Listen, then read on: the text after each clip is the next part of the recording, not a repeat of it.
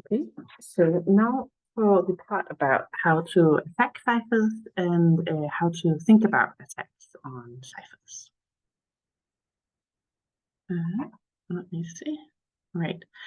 So the first thing I want to introduce you to is something called Kirchhoff's principle. And the idea is here that the security of a cryptographic algorithm must rely solely on the secrecy of its key, not on the secrecy of the algorithm itself. And here I want to invite you to pause the video and discuss why this is a good principle. Because you might think of another principle where you want to keep your encryption, you want to keep your messages as secret as possible. So you're not only keeping the key secret, but you're also keeping the scheme secret. And in some way, that's more secrecy, right? That's more things that you're not letting your adversary know. So I want you to think about why do we take this principle and not also keep our schemes secure. And while you do that, while you pause, I'll just do a little dance here. Right.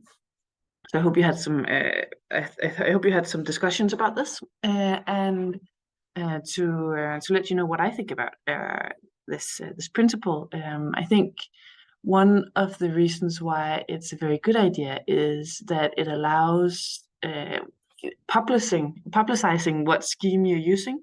Allows everybody in the world to try to attack it, and that gives you a lot of knowledge about the insecurities of the scheme. So actually, what we do now is everybody uses AES, and that means like AES has been like all cryptography, AES has been tried to a lot of cryptographers have tried to attack AES over the time, and because none of them have managed, we have a high belief in the security of AES. And that's of course much better than if it was just one country using an encryption scheme and trying to keep that secret, because then you would have much fewer people analyzing the security of your encryption scheme. Also, I mean, it's hard to keep the encryption scheme secret. You just need one person to tell what encryption scheme you're using, and then it's out there. So that's another reason why we can't rely on keeping the encryption scheme secret. I guess a third reason is that when you're discussing, for example, with people online and using the internet in general, it's nice to have standard encryption schemes. So we are all using the same encryption schemes, and that facilitates communication all over the world. So I think those are three very good reasons why we rely on this principle for cryptography.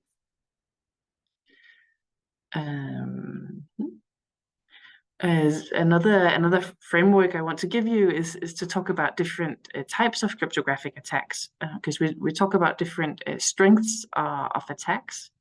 We talk about and when we split this in two parts, there's both what do you allow the attacker to gain access to, and what do you require to call it a successful attack.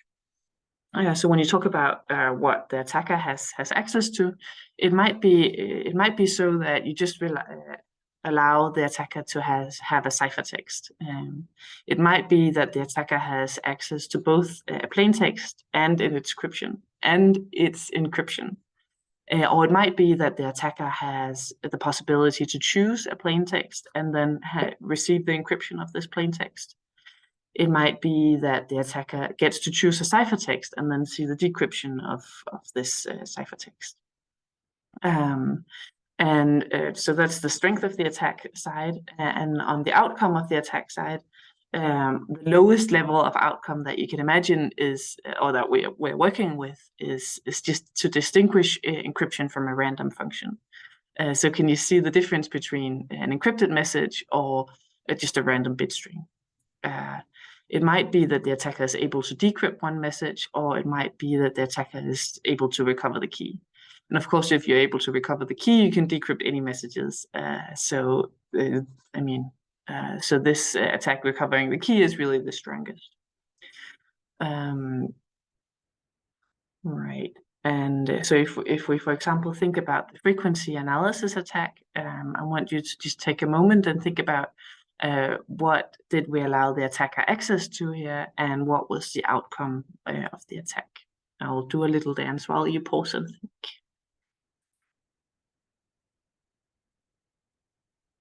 Okay, so for frequency analysis attacks, here the attacker just had access to a ciphertext. That was all you got. And then from that, the attacker was able to, of course, decrypt the message. But while decrypting the message, the attacker actually also learned the secret key, because the attacker learned what letter was encrypted to what letter. And since that's the constant, that is basically the secret key, right? So here, the frequency analysis attack, we might think of as one of the very strongest types of attack that exists, because you give the attacker as little information as possible, and yet the attacker is able to achieve the highest, the strongest level of outcome. So this is, I guess, all the more reason to not use monoalphabetic substitution ciphers. They are very badly broken. Today, what we require to call encryption secure is we require that they are protected even if the attacker can get to choose a number of ciphertexts and see the encryptions of those ciphertexts. And we call it an attack even if the attacker is able to distinguish the encryption from a random function. So that tells you something about like how far we've come, that we can have encryption that is this secure. One thing that you might wonder is like, is this realistic? Like how, I mean, in what world would you give your attacker access to a chosen ciphertext attack? And why is this distinguishing enough to say that then the system is broken?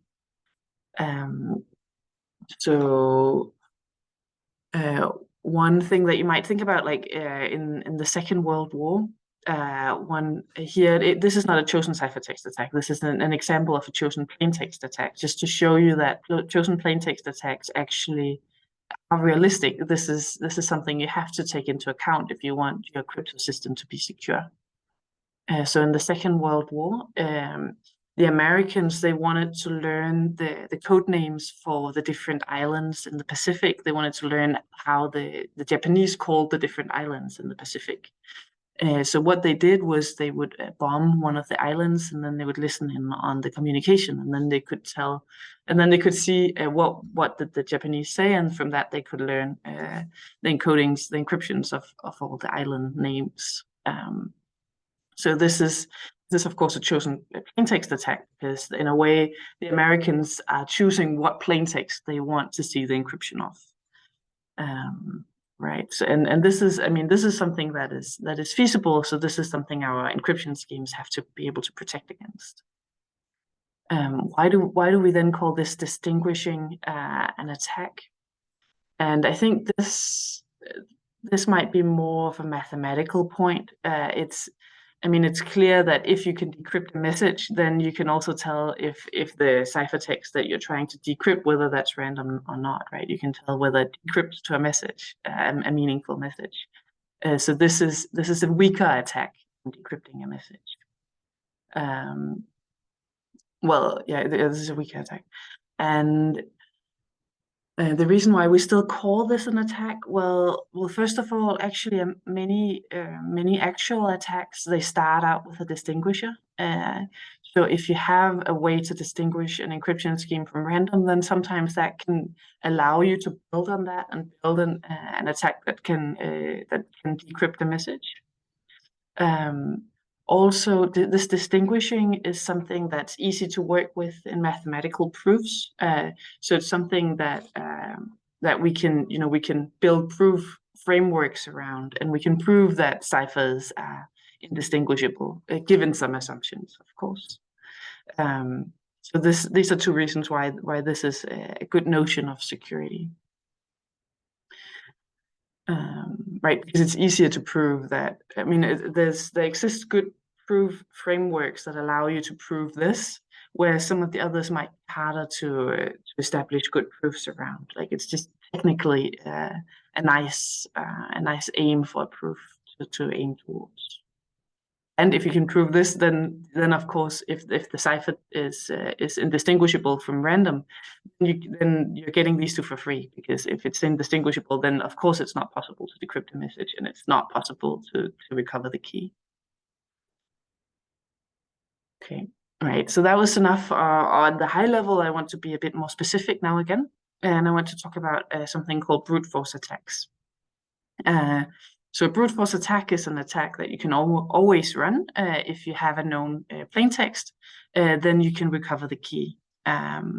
So let's, down to earth, let's take an example. We have Alice and Bob. They regularly communicate using a publicly known cipher, which is their shared secret key, with their shared secret key. By mistake, Alice forgets a note on a table on a cafe, and this is an encrypted message from Bob, and it's decryption in plain text. Can you recover the key and use it for decryption of their future messages? And the idea to recover the key is to try to guess a possible key and check if it encrypts correctly the message. And if it does not encrypt correctly the message, then check another one, and you repeat. This attack is sometimes called brute force because you're not using your mind, you're just using your time and energy, or you can call it exhaustive key search. And I say that this attack is applicable to any cipher. So why can then encryption ever be secure, you might ask? Well, a brute force is not technically hard. It's a simple operation. You perform one encryption and one check, and eventually it will lead to a success. And if there's n different keys, then on average you need n½ operations to succeed. Okay, so this is again some reasoning why brute force attack is possible for every cipher. However, what's the issue? Of course, to guard against brute force attacks, what we do with modern cryptography is that we have many different keys. We have a very large, what we call key space.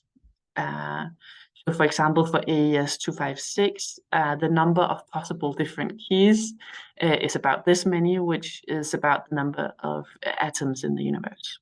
So just to give you an idea of the magnitude of this number, if you're using optimal implementations on the fastest supercomputers as of today, and you have one of these computers for each person in the world, and they've been running, all of these supercomputers have been running since the beginning of the universe, you would have tested just a tiny fraction of all the possible keys. Right, so this gives you some idea of how much time and resources you would need to crack modern encryption with a brute force key search. Brute force key searches are also possible if you only have the ciphertext. So here, like before, we assumed that we had a plain text and a ciphertext, and here we could re-encrypt this plain text with all the different keys to see if any of it matches the ciphertext. But you can also, if you just have the ciphertext, then you can also sometimes run a brute force attack. And I want you to think about how you might do this. So yeah, to be concrete, imagine you have Alice and Bob and you manage to intercept the ciphertext. And let's assume they use AES 128, but they mistakenly set up a key with only 8 bits. So it has 120 zeros at the beginning. How can you find what is the content of the message and how many tries do you have to do? And what if the key was 20 bits or 24 bits or 30 bits? I will do a little dance while you pause the video and think about this.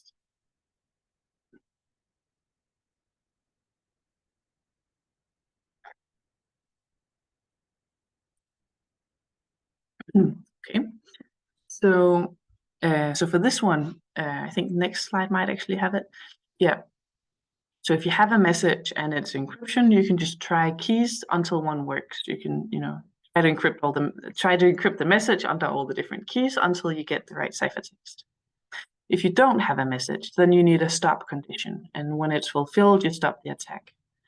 So if you know something about the content of the message, you might be able to use this.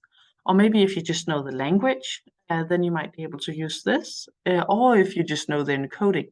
For example, if you know that it's encoded using ASCII, then you know that the first bit of each byte must be a 0, and you can use that So what you do is you try to decrypt with the key. So you have a ciphertext, and you're trying to decrypt it with all the different keys, and then you see if the resulting message is meaningful or not. This is how to do a ciphertext only brute force attack. How many tries do you have to do? Well, in this specific setup, if there's only an 8-bit key, then there's 2 to the 8 different keys, so you need to do 2 to the 8 different tries. If the key is 20 bits, then you have 2 to the 20 different keys to test. Here, 2 to the 24, and then 2 to the 30.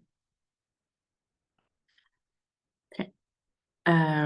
So I want to highlight something here, which is the difference between coming up with ciphers and attacking ciphers.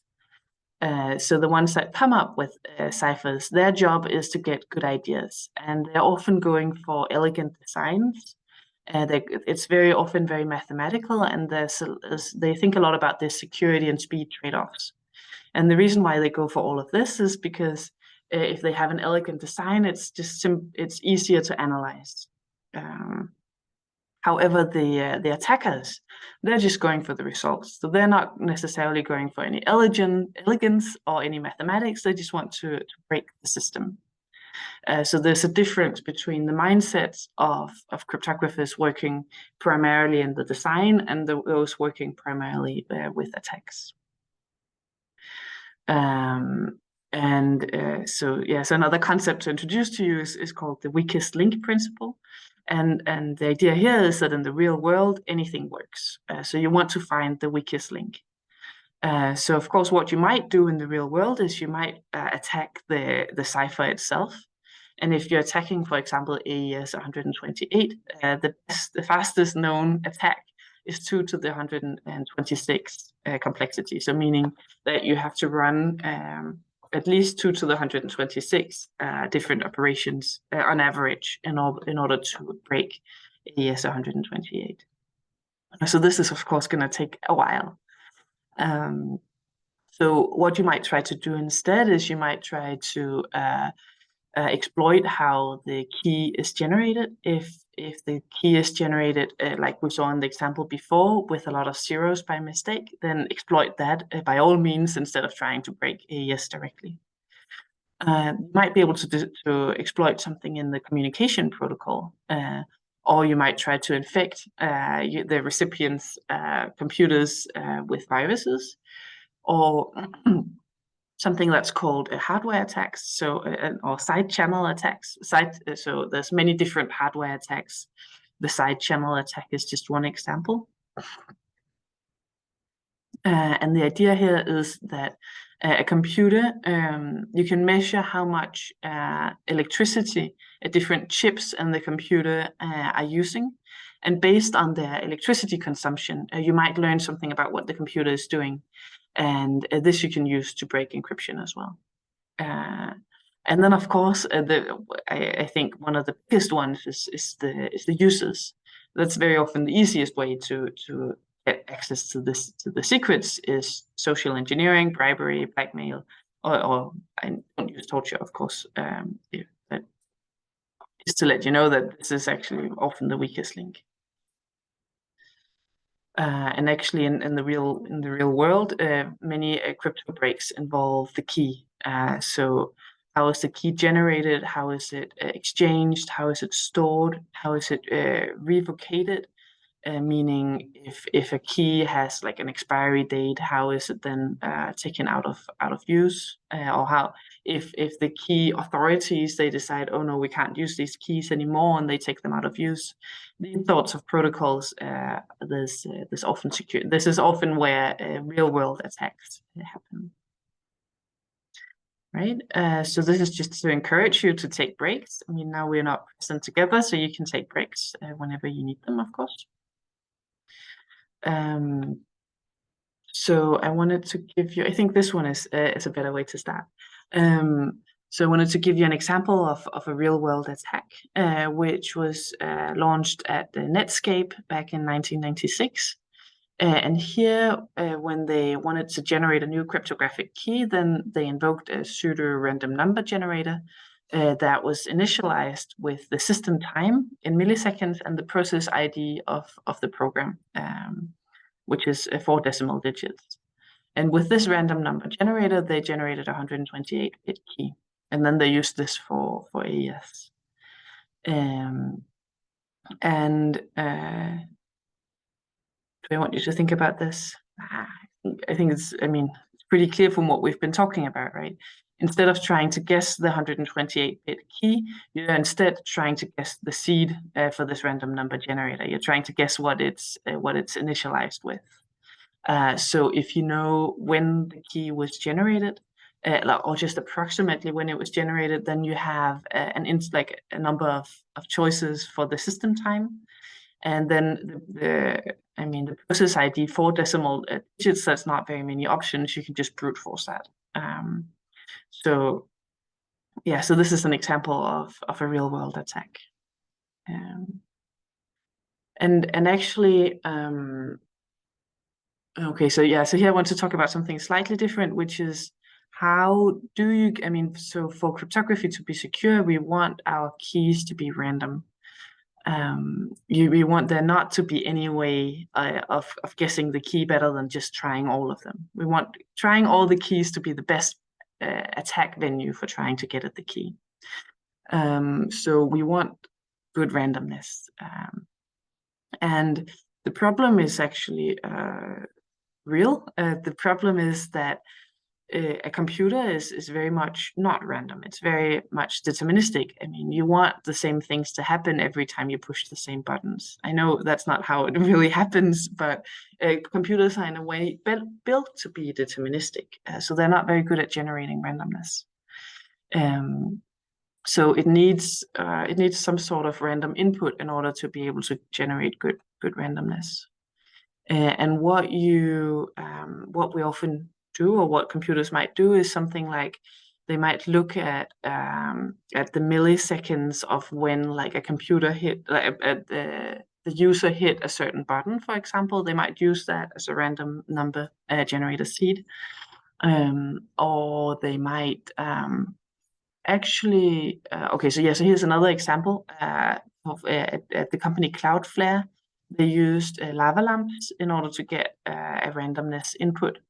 And of course, like this is not truly random. The movement of the light in the lava lamp is governed by physics, as is the movement of the dust particles in the room, and is like the amount of sunshine coming through the windows. All of these things are not truly random, but if you have enough of these almost random real world things, then it becomes impossible for the attacker to try to brute force all the possibilities, and even using laws of physics and so on.